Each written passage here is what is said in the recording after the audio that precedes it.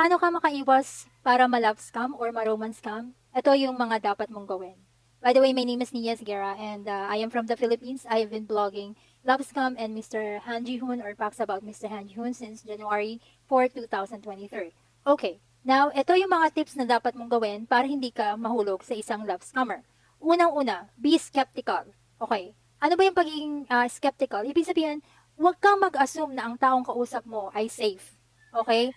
So, lagi mong isipin na maaaring ito ay may masamang intention sa'yo. Hindi naman magiging paranoid ka, pero yun ay guard or parang guide mo sa sarili mo para hindi ka mahulog sa isang scammer. Diba? Ngayon, pangalawa, mag-research ka. Research. Okay?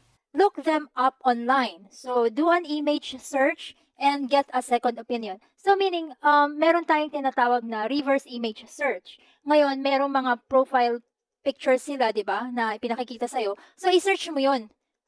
I-reverse image mo yun. Ngayon, pag na-reverse image mo siya, makikita mo yung mga iba't ibang profiles, profile pictures na ganun din, na naka-upload sa ibang platform. So, makikita mo din, baka yung picture na pinakikita sa'yo, ay naka-upload din pala sa ibang mga platform, and nakikita mo yung mga profile na nakapailalim doon sa picture na yon. So, parang sa isang katulad na yung binablog ko na si Mr. Han Ji-hoon, so, pag ni-reverse image mo siya, pag sinerch mo siya online, marami kang makikita na different profiles under that picture. So, that would be a red flag already. Okay? And then, meet in person. Ito yung pinakamahirap gawin, no? Na i-meet mo siya in person. Kasi yun nga, hindi na siya makapagpakita ng sarili niya sa video call. So, meet in person pa, di ba? So, at first, you have to encourage the person to make a video call ng matagal. Kasi, yun nga sinasabi ko ng paulit-ulit, na yung mga pakipag-video call ng isang scammer, sa isang ini-scam nila, ay ang ginagawa nila ay nagpapakita ng isang recorded video na nanggaling sa official profile of the legitimate owner nung picture na ginagamit nila. So, it can be just a flash, a few seconds, or 1 minute or 2 minutes lang na recorded video ang ipakikita sa'yo pagka nag-video call kayo. And hindi mo makita magsisink in yung sinasabi ng scam sa'yo doon sa bibig, na sa buka ng bibig ng taong kausap mo sa video call. Okay? So, and pinakamaganda siya, syempre, meet in person. So, i-encourage mo siya, let's meet in person, ganon. Bago ka pa magbigay ng kung ano-ano dun sa scammer, i-meet mo muna siya in person. At least, sigurado ka na totoo yung taong kausap mo, di ba? And, sunod, i-report mo, report it.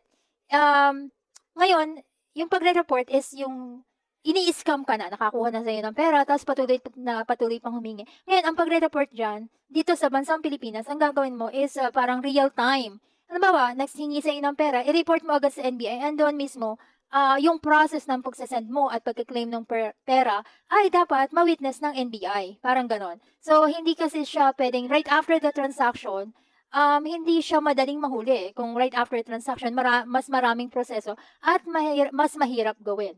'Di ba? Pero marami na ring nahuli na pero grupo halimbawa sa call center ng mga ng scam, 'di ba? May napapanood tayong mga report napapanood tayo na news na ganyan, pero grupo na, 'di ba? Pero kung ikaw individual, then after the transaction mo siya i-report, parang napakahirap kasi hindi mo alam kung sino talaga yung kausap mo at hindi mo alam kung ano yung tunay na pangalan.